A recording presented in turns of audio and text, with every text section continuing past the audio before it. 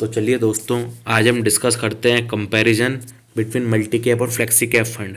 तो काफ़ी लोगों के मन में कन्फ्यूजन रहता है कि मल्टी कैप और फ्लेक्सी कैप फंड में क्या डिफरेंस है, दोनों में से कौन सा चूज़ करना चाहिए। तो आज हम उसी बारे में बात करेंगे। तो मल्टी कैप फंड क्या होता है? मल्टी कैप फंड में एक कंडीशन ये होती है कि 75% मिनिमम वो होता है कि उनको इक्विटी में डालना रहता है। और इक्विटी में 75% किस बेसिस पे? कि 25-25% तीनों वेटेज, लाइक 25% लार्ज कैप में डालना है, 25% मिड कैप में डालना है, 25% स्मॉल कैप में डालना है। तो ये एक मिनिमम रिक्वायरमेंट होती है कि कम से कम 25-25-25% तीनों ही लार्ज कैप, मिड कैप और स्मॉल कैप में डालना जरूरी है। तो आप ये मान के चल सकते हैं कि मल्टी कैप फंड में 75% वेटेज तो फिक्स रहेगा कि हाँ 25-25-25 लार्ज, मिड और स्मॉल कैप में रहेगा। बाकी जो 25% है उसके उसके उसकी फ्लेक्सिबिलिटी आपके फंड मैनेजर के पास रहेगी कि वो किस में उसको डालना चाहे। वो डिपेंड करता है मार्केट कंडीशंस पे कि एडवर्स मार्केट कंडीशन है तो वो सेफर एसेट्स में डालना पसंद करेगा। अगर अप ट्रेंड है मार्केट में तो वो थोड़ा सा रिस्कियर एसेट में डालना पसंद करेगा ताकि क्विक रिटर्न्स बन सके। ठीक है। तो अब अपन बात करते हैं फ्लेक्सी कैप फंड की। फ्लेक्सी कैप फंड में फंड मैनेजर के पास पूरी छूट होती है कि वो जैसा चाहे, जिस सेक्टर में चाहे उस सेक्टर में उतना रिवेश करना रहता है। बस इनके पास एक कंडीशन ये रहती है कि उनको 65% जो पैसा है वो इक्विटी में ही डालना है। बाकी बचा हुआ 35% वो किसी में भी डाल सकता है, बट 65% यानी 65% कंपलसरी है कि उसको इक्विटी में ही डालना है। अब दोनों में एक एक बेसिक सा पॉइंट ये है कि मल्टी कैप फंड ये किस केस में रिस्कियर होता है? जबकि मार्केट में डाउन ट्रेंड हो या बियर मार्केट हो या साइडवेज वाला मार्केट हो, उस केस में क्या होता है कि मल्टी कैप फंड थोड़ा सा रिस्कियर होता है। बाकी फ्लेक्सी कैप फंड में फंड मैनेजर के पास ऑप्शन रहता है कि वो जिस भी चीज़ में डालना चाहे अपना पैसा उसमें डाल सकता है। तो वो इकोनॉमिक डाउन टर्न्स के टाइम में भी वो सेफ एसेट्स जैसे बॉन्ड हुए, गोल्ड हुए, एक्सेट्रा एक्सेट्रा, या डेट इंस्ट्रूमेंट्स हुए, तो उनमें वो पैसा डाल सकता है। इससे क्या होगा कि आपका एटलीस्ट कैपिटल प्रोटेक्टेड रहेगा। बट मल्टी कैप फंड क्या है कि वो इकोनॉमिक डाउन टर्न के टाइम थोड़ा सा रिस्की हो जाता है।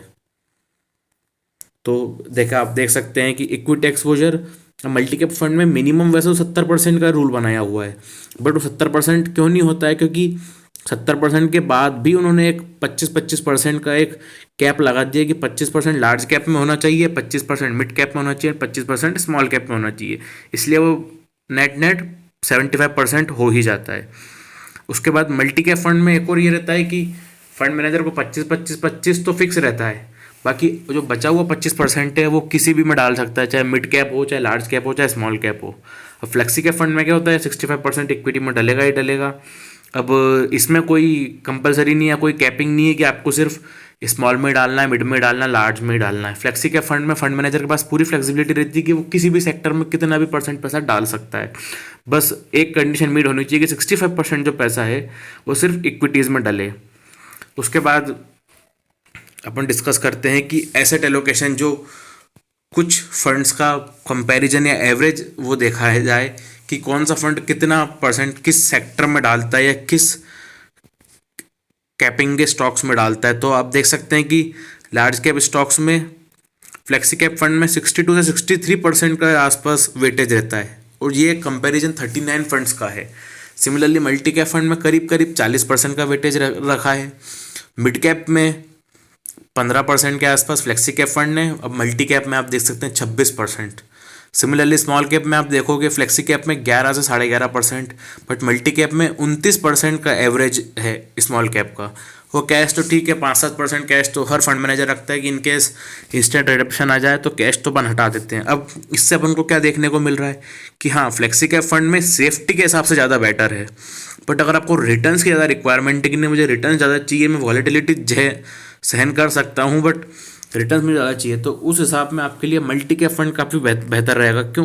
क्योंकि मिड कैप और स्मॉल कैप में वेटेज ज़्यादा, तो mid cap small cap riskier होते हैं, बट ज़्यादा रिस्क मतलब ज़्यादा रिटर्न। तो रिस्क ज़्यादा लोगे तो रिटर्न ज़्यादा मिलेगा। तो मल्टी कैप फंड में एक चीज़ का ये फ़ायदा रहता है। अब अपन इसका रिटर्न्स कंपैरिजन भी कर लेते हैं। तो आप देख सकते हैं कि एक साल में मल्टी कैप फंड ने 43 या 44% के आसपास के रिटर्न दिए हैं, वहीं फ्लेक्सी कैप फंड ने सिर्फ 40% के रिटर्न दिए हैं। लार्ज कैप फंड ने 34-35% के रिटर्न दिए। बट ये थोड़े से अनरियलिस्टिक है क्योंकि पिछले एक साल से मार्केट में अप ट्रेंड था, तो उसको अपन एक kind of extra ordinary situation मान सकते हैं। बाकी 3 साल में देखोगे तो आप मल्टी कैप ने फिर भी 21.5% के रिटर्न दिए हैं, फ्लेक्सी ने 18% के, लार्ज कैप ने 15% के। तो 5 साल में देखोगे तो मल्टी कैप ने 25 से 26% रिटर्न दिए हैं, वहीं फ्लेक्सी कैप फंड ने 22% रिटर्न दिए और लार्ज कैप फंड ने 19 से 20% रिटर्न दिए हैं। तो इससे ये चीज़ तो अपन को समझ में आ रही है कि अगर अपन रिस्की में पैसा डाल सकते हैं तो मल्टी कैप फंड आपके लिए बेस्ट है। हाँ, वो बात अलग है, स्मॉल कैप मिड कैप भी इंक्लूड है, बट अपन यहाँ पे सिर्फ एक सेफ्टी के हिसाब से बात कर रहे हैं कि नहीं यार थोड़ा सा, तो उसमें मल्टी कैप फंड बेस्ड है, फ्लेक्सी कैप फंड आपको थोड़ा सा स्टेबिलिटी प्रोवाइड करेगा। तो इस हिसाब से ये कंपैरिजन देख सकते हैं।